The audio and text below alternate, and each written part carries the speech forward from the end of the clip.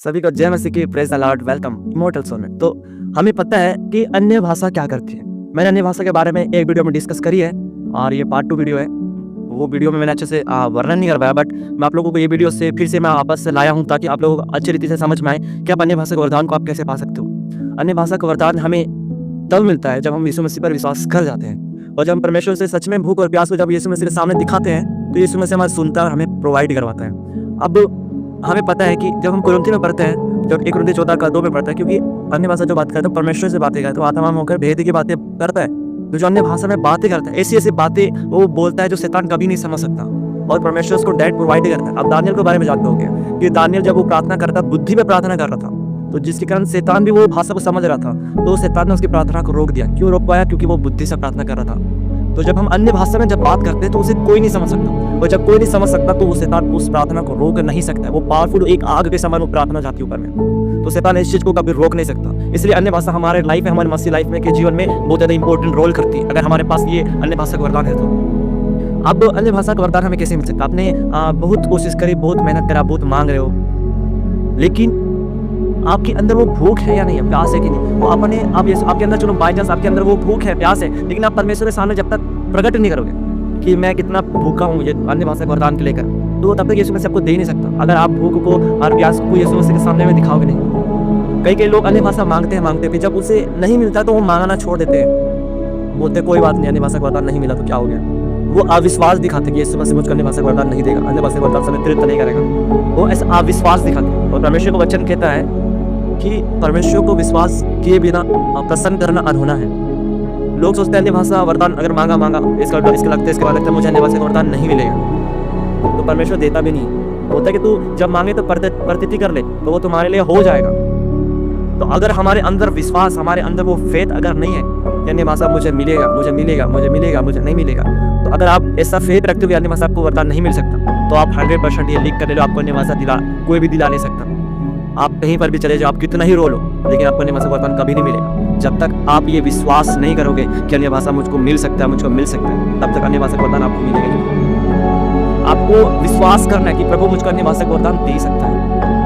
वचन कहता है अब जब कोई भी चीज मांग रहा हो सकता है भविष्यवाणी का वरदान हो सकता है अनुवाद का वरदान हो सकता है चंगाई का वरदान हो, तो हम कुछ भी मांगते हैं तो लास्ट में प्रतीति कर लेना है, क्या परमेश्वर तूने मुझको सामर्थ से भर दिया है।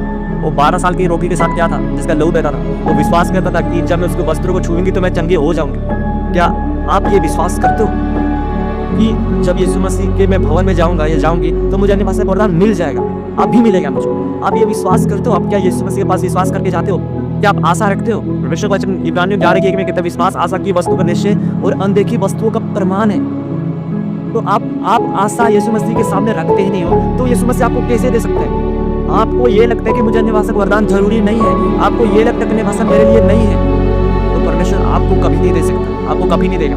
यीशु मसीह उसी को वरदान देता है, उसी को गिफ्ट देता है जो उसको नीड है, वांट, उसको रियलिटी में जरूरत है, वो यीशु मसीह से मांगता है और यीशु मसीह देता है। वचन कहता है मांगोगे तो दिया जाएगा। बोलता है कि तुम मुझसे मांगो तो मैं तुम्हें दूंगा, लेकिन मेरी बातें तुम्हें बनी रहनी चाहिए। क्या उस वरदान को पाने के लिए हम कोशिश करते हैं? परमेश्वर वचन कहता है कि तुम मुझ में बने रहो और मेरी बातें तुम्हें बने रहे, तो जो मांगो वो मैं तुम्हें दूंगा। लेकिन हम क्या प्रभु में बने हुए? क्या वो वरदान को पाने के लिए हम पाप छोड़ रहे हैं? हम जिस मुख से गाली बकते हैं उसी मुख से क्या अन्य भाषा का वरदान हम बोलेंगे? क्या पवित्र आत्मा कंट्रोल करेगा ये मुख से? मेरे साथ ऐसा था, मैं अन्य भाषा पाने के लिए मैंने त्याग दिया था, मैंने गाली बकना छोड़ दिया था, मैंने व्यभिचार करना हर चीजों में करता था, वो सारी चीजों को मैंने कंट्रोल करा, हर एक बातों पर।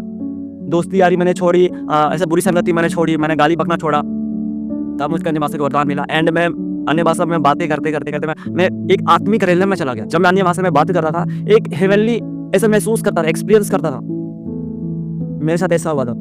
तो अगर आपके पास अन्य भाषा का वरदान नहीं है तो आपको विश्वास करना है, फेथ रखना। अगर आपके पास फेथ नहीं है तो आपको अन्य भाषा का वरदान कभी नहीं मिल सकता। इसलिए अपने अंदर वो फेथ को लाए, फेथ लाने की कोशिश करें, परमेश्वर आपको जरूर देगा। और जितना हो सके पवित्र आत्मा के प्रेजेंस में बैठना स्टार्ट कर दें, अपने अंदर वो भूख को प्रकट करें, प्यास को प्रकट करें। इसमें से आपको जरूर अन्य भाषा का वरदान से प्रकट करेगा, आपके अन्य भाषा का वरदान से आपको जरूर भरेगा, आत्मा से भरेगा। अगर आप पवित्र आत्मा के प्रेजेंस में नहीं बैठते हो, पवित्र आत्मा की उपस्थिति में आप नहीं रहते हो, तो आपको अन्य भाषा नहीं मिलेगा। आपको एक चीज करना, आपके अंदर वो विश्वास लाना है, यीशु मसीह मुझको अन्य भाषा का वरदान देगा, मुझको देगा, ये विश्वास करना है। और दूसरी बात, आपको पवित्र आत्मा की उपस्थिति में बैठना है। आपको कलीसिया, ऐसी कलीसिया जाना है जहाँ पर पवित्र आत्मा उतरता हो, ऐसी कलीसिया नहीं जाना जहाँ पर यीशु मसीह का प्रेजेंस ही ना उतरता हो, वहाँ पर पवित्र आत्मा उतरता है ना, तो पवित्र आत्मा जहाँ उतरेगा ही नहीं तो आपको अन्य भाषा का वरदान कौन भरेगा? इंसान तो देगा नहीं आपको अन्य भाषा का वरदान। बहुत सारे लोग तो कॉपी करते हैं अन्य भाषा को लेकर। अन्य भाषा कॉपी नहीं किया जाता, अन्य भाषा में परिपूर्ण पवित्र आत्मा के द्वारा दिया जाता है। तो आप अन्य भाषा के वरदान के लिए आपको विश्वास करना, आपके अंदर फेथ रहना चाहिए, तब पवित्र आत्मा आपको अन्य भाषा के वरदान से प्रेरित कर सकते हैं। यदि परमेश्वर को विश्वास के बिना कभी प्रसन्न नहीं कर सकते, जब प्रसन्न ही नहीं तो परमेश्वर तब अन्य भाषा का वरदान क्यों ही देगा? जब किसी मनुष्य को हम प्रसन्न करते तो हमें खुश होकर कुछ देता है, तो उस प्रकार परमेश्वर भी हमारे साथ है। जब परमेश्वर हमारे को खुश हो जाएगा तो हमें अनेक वरदानों से भरेगा, अनेक गिफ्ट से भरेगा, अनेक सामर्थ्य में परिपूर्णता के साथ हमें भरेगा। तो जब हमारे पास वो है ही नहीं तो हमें क्यों अन्य भाषा वरदान से भरेगा? तो अगर हमारे पास अन्य भाषा वरदान है ना, तो हम अनेक अपने आत्मिक उन्नति कर सकते हैं, अपने लाइफ में एक बढ़ोतरी को अपने लाइफ में देखते हुए नजर आएंगे।